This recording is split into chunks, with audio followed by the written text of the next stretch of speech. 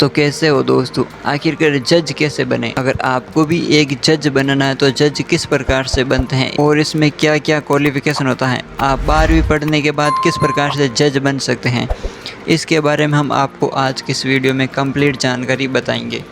Channel पर नए हो तो चैनल को सब्सक्राइब करें।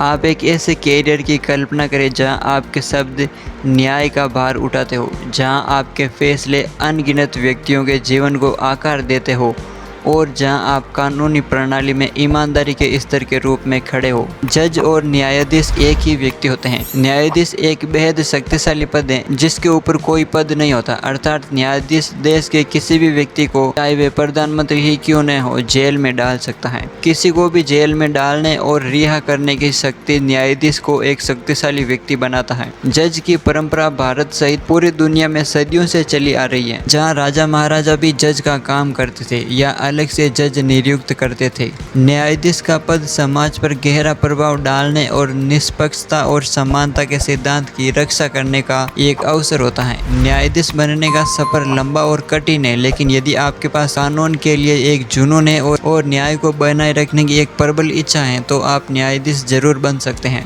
आज की इस वीडियो में मैं आपको न्यायाधीश के बारे में, इसमें क्राइटेरिया से लेकर के कोर्स और सैलरी के बारे में आपको सारी जानकारी मैं बताऊंगा। न्यायाधीश बनने की दिशा में आपका मार्ग प्रशस्त करने के लिए विशिष्ट शैक्षणिक और कैरियर आवश्यकताओं को पूरा करना महत्वपूर्ण होता है, जिसमें सबसे महत्वपूर्ण है कि उम्मीदवार भारतीय नागरिकता और एक अच्छा नैतिक चरित्र वाला व्यक्ति होना चाहिए। यहाँ हम नैतिक चरित्र का अर्थ यह है कि किसी भी प्रकार की कानूनी नियमों के उल्लंघन में उसका रिकॉर्ड नहीं होना चाहिए। तो इसके बाद हम बात कर लेते हैं कि जज बनने के लिए क्या क्या शैक्षणिक योग्यता चाहिए।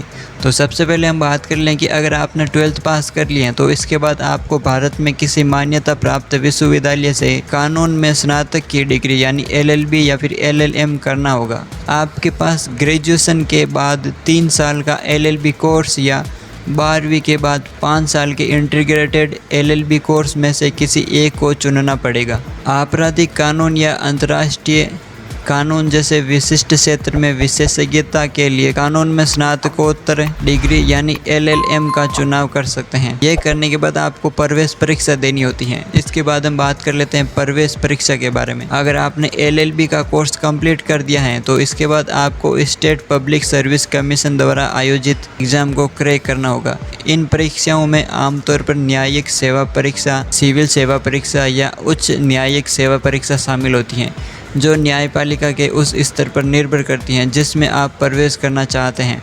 इसके बाद हम बात कर लेते हैं प्रैक्टिकल एक्सपीरियंस के बारे में। सिर्फ कानूनी शिक्षा उम्मीदवारों को उन जटिल और गतिशील चुनौतियों के लिए पूरी तरह से तैयार नहीं कर सकती जिनका वे अदालत में सामना कर सकते हैं, जबकि शैक्षणिक योग्यता या डिग्री एक कानूनी कैरियर की नींव रखती है। वास्तविक दुनिया के परिदृश्यों में कानूनी सिद्धांतों को लागू करने, महत्वपूर्ण तर्क वितर्क विकसित करने और न्यायिक प्रणाली की जटिलताओं को नेविगेट करने की क्षमता प्रैक्टिकल एक्सपीरियंस के माध्यम से आती है। कानूनी संस्थाओं, कानूनी सहायता संगठनों या न्यायिक निकायों के साथ व्यवहारिक अनुभव और कानूनी प्रणाली के कामकाज के लिए अनुभव प्राप्त करने के अवसरों की तलाश करें और कुछ साल उच्च न्यायालय या कोई प्रतिष्ठित न्यायालय में वकील के पद में कार्यरत रहें। इसके बाद है आयु सीमा के बारे में।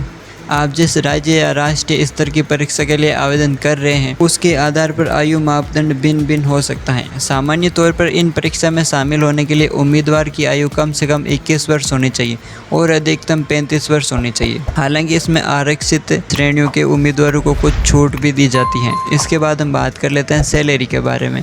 भारत में एक न्यायाधीश का वेतन नगरपालिका के स्तर और उस राज्य पर निर्भर करता है जिसमें वे काम करते हैं। प्रवेश स्तर के न्यायाधीशों जैसे कि सिविल जज का वेतन 40,000 से 65,000 रुपये प्रति माह होता है। जैसे जैसे आप अपने कैरियर में आगे बढ़ते हैं, उच्च नगरपालिका का हिस्सा बनते हैं, वेतन में काफ़ी वृद्धि होती है। उच्च न्यायालय में न्यायाधीशों का वेतन 1 लाख से 2.5 लाख रुपये तक प्रति माह, जबकि सुप्रीम कोर्ट के न्यायाधीश का वेतन 2.5 लाख रुपये प्रति माह से भी अधिक होता है। वेतन के अलावा न्यायाधीशों को रिटायरमेंट के बाद आवास भत्ता, चिकित्सा सुविधाएं, आधिकारिक वाहन और पेंशन लाभ आदि विभिन्न प्रकार के भत्ते मिलते हैं। तो इस प्रकार से आप एक जज बन सकते हैं।